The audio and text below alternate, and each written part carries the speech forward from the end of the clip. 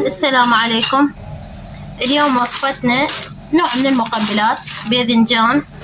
هذا خبز محمص بالقلاية، واللي ما عندها قلاية بالفرن تدهن بزيت الزيتون شوية وتقسمها هيك مربعات داخل الفرن. هنا عندي صلصة اسويها، هذا ليمون، عصير ليمون ونخلي له روبة وراشي وشوية ملح. طالعين ديان عادي. يلا لبن وليمون، هذا الراشي.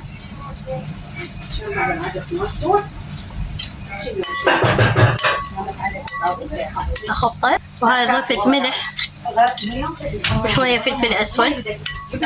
اخبطه. هسه اكمل ارجع. هذا عندي باذنجان سويته مكعبات هيك صغيرة وقليته شوية بالدهن وخلي له هذا عدس بقشرة سلقته اضيفه له. هذا احطه كله سوا. هسه اضيف له دبس الرمان، هذا دبس الرمان ضفناه.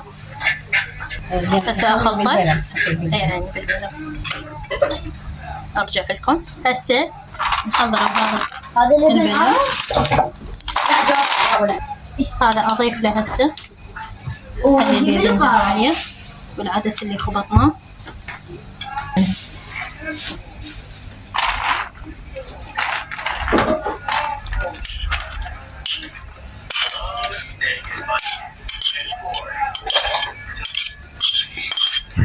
هسه نضيف فوقها الصلصة اللي سويتها مالت اللبن والراشي.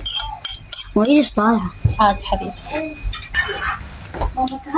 هسه اضيف هذا الصلصة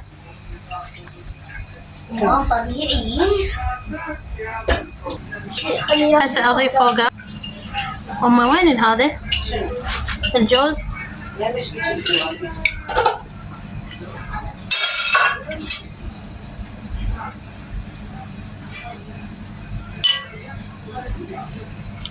يلا